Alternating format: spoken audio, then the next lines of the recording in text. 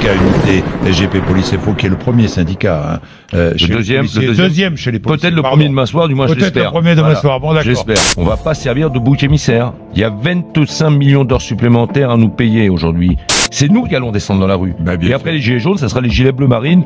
Mais en même temps, je dis à Omar Sy, ce n'est pas en traitant la police de raciste qu'on va trouver des solutions dans les quartiers. Ça prouve bien qu'aujourd'hui, moi je considère aujourd'hui qu'on est dans le clan des barbouzes là. On est dans le clan des barbouzes avec un type, Benalla, qui veut être flic alors qu'il l'est pas. Les barbouzes, que moi j'estime être des barbouzes aujourd'hui, c'est le contrôleur général, le commissaire, voire même peut-être aussi l'officier. On passe tout ça sous silence. Et je n'ai même employé un mot très fort, mais dont j'assume la complète responsabilité, à savoir à ce que nous étions confrontés, ni plus ni moins qu'à des barbouzes. J'appelle tous les policiers de France ce soir à 18 h à se rassembler devant les commissariats et déposer à terre de façon symbolique leurs menottes. On en est où ils veulent faire des heures supplémentaires? Ah ben on est je sais pas.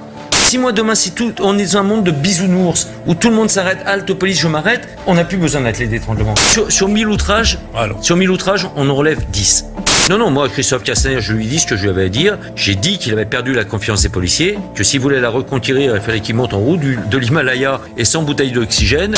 J'en pense que c'est pas avec 300 € qui vont calmer notre colère et la colère de mes collègues qui accumulent des heures supplémentaires, qui en prennent plein la gueule. On a un corps aujourd'hui qui ne sert plus à rien dans le pays national. C'est le corps des officiers de police. Est-ce que c'est un perturbateur, quelqu'un qui brûle la voiture d'un honnête citoyen, qui lance des mortiers qui ont pour usage, qui ont même vocation à blesser, sinon même tuer les forces de l'ordre? Moi, je parle plus de perturbateur et on demande aux policiers de faire preuve de déontologie. Oui, ça c'est la règle, elle doit être respectée comme telle, mais d'y aller, je dirais quasiment à pas feutrer avec des pattes danseuses. Si la grenade lui était arrivée directement dans la main, oui, on pourrait effectivement poser des questions. Mais là, il se penche, on le voit, les images parlent d'elles-mêmes. Il se penche, il récupère.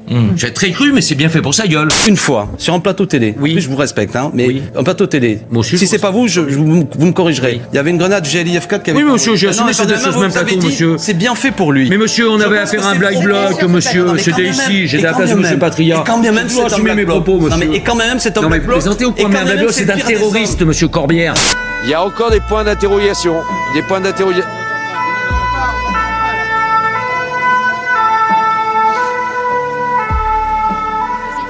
Comment peut-on aujourd'hui oser avoir l'indécence de parler de bavure policière? Moi j'invite ce monsieur, soi-disant avocat, mais je crois avocat des peines, des causes perdues par avance. Me parlez pas de hiérarchie, vous êtes à côté de vos pompes là.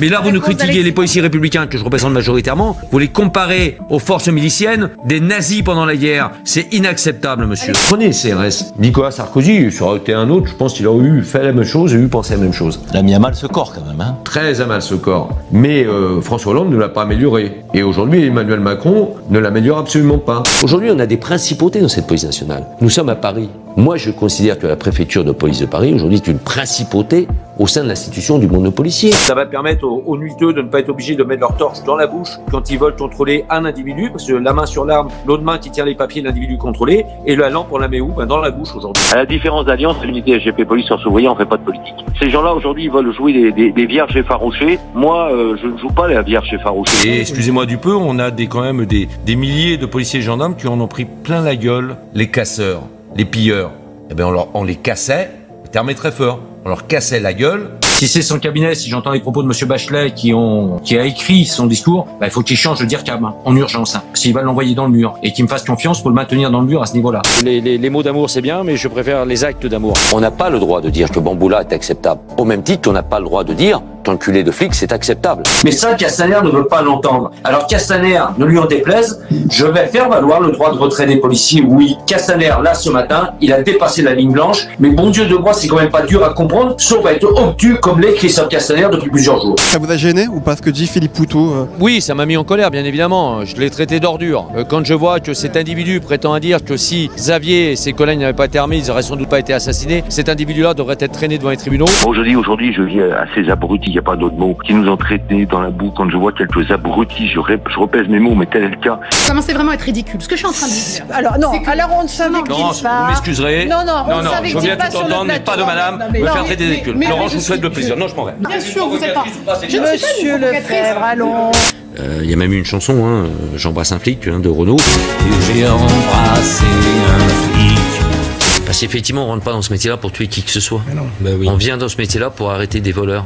J'image un peu avec les enfants, mais arrêter des délinquants. On est tous rentrés dans la police pour ça.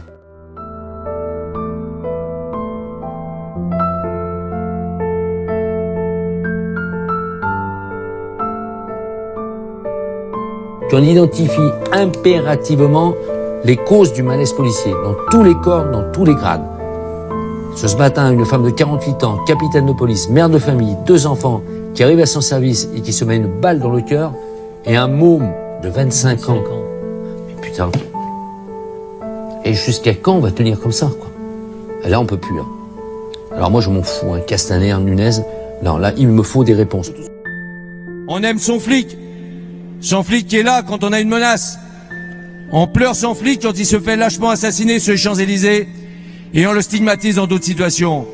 Mais je me répète, le flic et le personnel du ministère de l'Intérieur ne sont pas des sous-fonctionnaires, mais méritent tout autre chose que 9 week-ends de repos par an, méritent tout autre chose que plus de 50 suicides dans leur rang.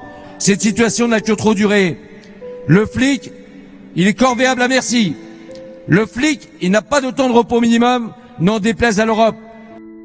Pourquoi un flic se suicide aujourd'hui? Parce qu'un flic, il n'arrive plus à concilier son boulot et sa vie à côté. Parce qu'un flic, il est stigmatisé. Nous, on est mangé à toutes les sauces possibles. L'attentat, le conflit social, les violences dans les banlieues, ce rejet de la police par une fraction de la population aujourd'hui. Cette stigmatisation qui est la nôtre au quotidien. Tous ces facteurs-là, à un moment donné, le flic, qui n'est qu'une femme ou qu'un homme, comme tout à chacun, mais à un moment donné, il n'en peut plus.